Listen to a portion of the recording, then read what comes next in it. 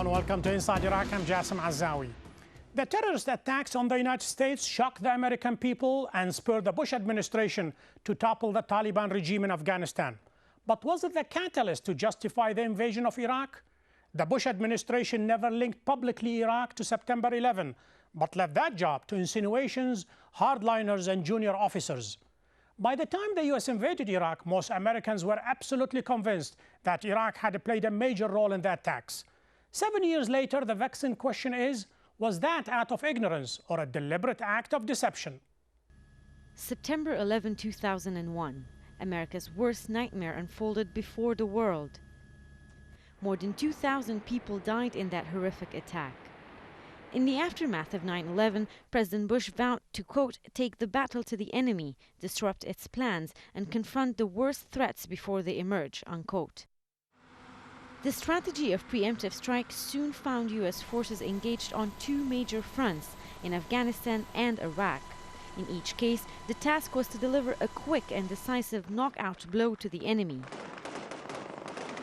But 7 years on, the U.S. is still caught in a long, drawn-out war with no end in sight. History has a different judgment on the Bush doctrine. We see that Iraq has turned into a quagmire, and the global community is in many ways unwilling to see a superpower attack its perceived enemies and those perceived threats at will. Although the last chapter of the Iraq War has not been written, some observers think it is the biggest strategic disaster in American military history, even bigger than Vietnam. However, supporters claim the errors in judgment are nothing more than poor planning and coordination. What is more important now, they say, is the final outcome.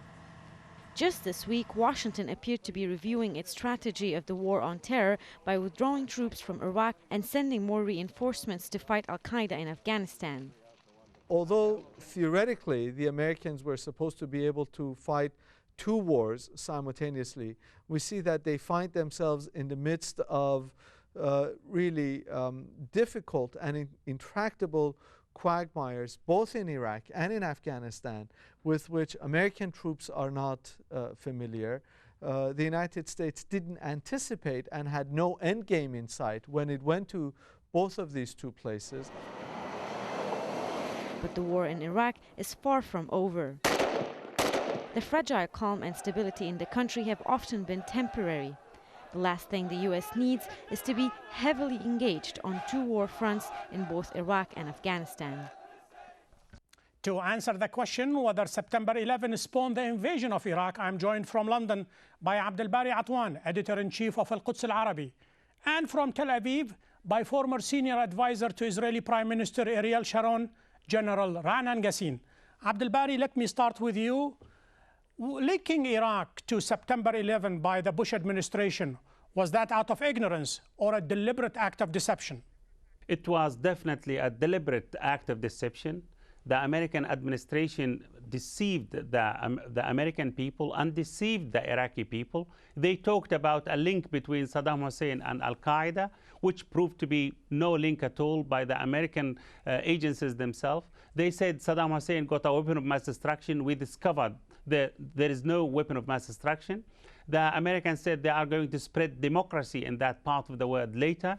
What happened is, after 5 years of Iraqi invasion, and Iraq has no water, has no electricity, and on the top of that, there is epidemic diseases like cholera is spreading. So this is the American outcome of in Iraq. This is the American actually valuation of the situation inside Iraq. So I think the American deceived everybody. Listening to Abdelbari Atwan, why would the administration do that? Well, I think he has the wrong, I would say, view of what really happened, because he fails to put it in the proper context.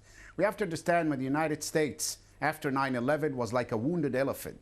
You know, a wounded elephant in the jungle. He goes after whatever he thinks was the cause of the threat, the cause of the harm that was caused to him. 3,000 names are on the plaques there from 95 countries. And today they commemorate. 9/11 was not just an excuse for the United States to attack Iraq, as it seems to be insinuated by Mr. Abdelbari. But one must understand that this was the watershed event that heralded worldwide global terrorism. And in that whole picture, Iraq and Saddam Hussein were an element. They weren't Al-Qaeda, but Iraq was a state sponsoring terrorism. They supported and sponsored suicide bombers even before Al-Qaeda launched the attack. You know, and Mr. Jason, why Iraq? Iraq has nothing to do with 11th of September. Saddam Hussein has nothing to do with 11th September. The people who actually bombed the World Trade Center came from Afghanistan. The American bombed Afghanistan. Saddam Hussein has no link with Al-Qaeda at all. After the occupation of Iraq, Al-Qaeda set up bases in Iraq, and we know what happened later. So we shouldn't link 11th of September with Iraq at all. Well, first of all, the United States went after Al-Qaeda, and it still is going very strong in Afghanistan, in Pakistan, and in other places in the world. 7 years after 9/11, Al-Qaeda is spread throughout the world. We're talking about World War III, actually. Not just against the United States, but in London, in Madrid, in Pakistan, Islamabad, you name it, around the world, in Bali, around the world, you see the fingerprints of Al-Qaeda. And in addition to that, Al-Qaeda set the stage for global terrorism to spread throughout with countries that replaced Iraq, like Iran. Iran today is the major sponsor of terrorist activity. So you have to view it as a war against terrorism in which Al-Qaeda was one element. Mr. Gissin, let us look at the things, you know, as it is. We shouldn't go to other places which nothing to do with Al-Qaeda. We know that there is no relation, there is no love between Al-Qaeda and Iran. You know, the problem is the American managed to destroy 85% of Al-Qaeda infrastructure when they bombed Afghanistan after 11th of September. But to go and invade a sovereign country, exactly like what they are saying now about Georgia.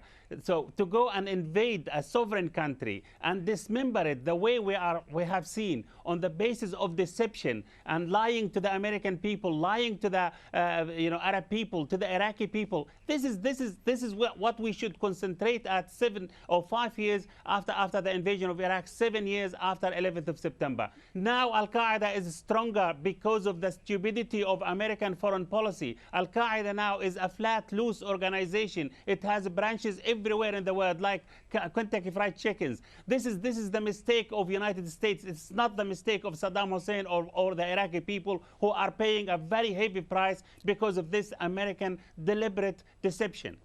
Ra'nan Gissin, 15 out of the 19 suicide bombers, they were Saudis. You would think that the United States, I mean, if they wanted to attack a country, if they wanted to get the oil, as many people say the invasion of Iraq was because of the oil, they would somehow attack Saudi Arabia, but they didn't. They went after Iraq. So there must be something above and beyond this complicity, above and beyond the rationale that those people, they came from Saudi Arabia or somebody else.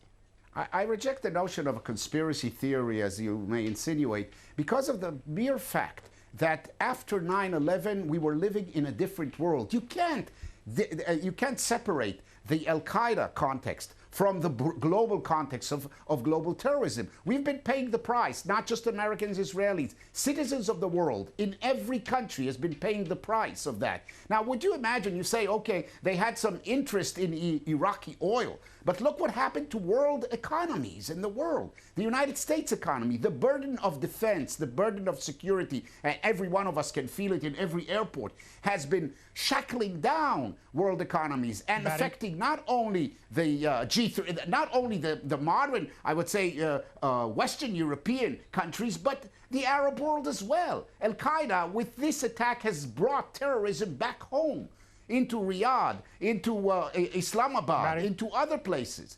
And other organizations were copying it. That's the problem. Al-Qaeda, Mr. Gissin, Al-Qaeda is stronger because, as I said, because of the American failure in Iraq and Afghanistan, because the warmongering among the American administration. That's what happened. Al-Qaeda before 11th of September, it was only situated on Tora Bora in Afghanistan.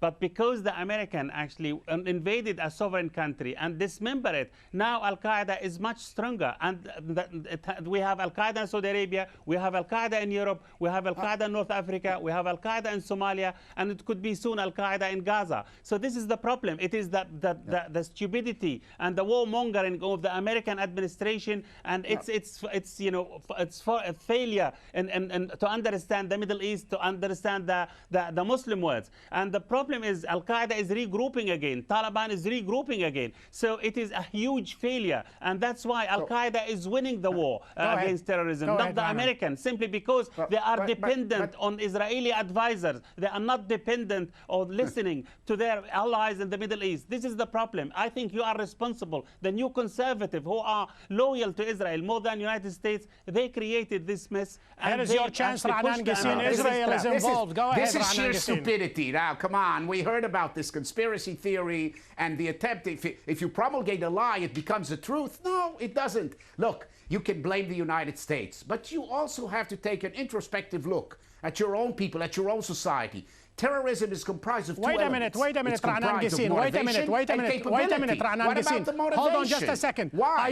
Are you saying the Israelis from 2001 to 2003, they did not play a role of instigating and spurring the administration to attack Iraq? For almost 2 years, prime ministers and ministers and newspapers, Haaretz and Jerusalem Post, they said the target is Baghdad, the target is Saddam Hussein. Now you are telling me that Israel did not play a role? Yeah, right.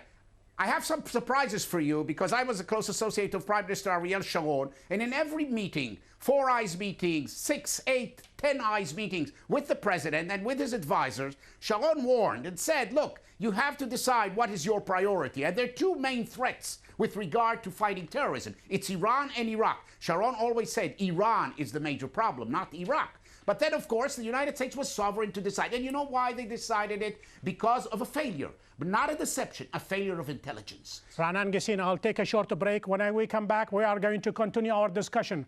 Was September 11 the reason for the invasion of Iraq? With Abdel Bari Atwan and Ra'anan Ghassin. Stay with us.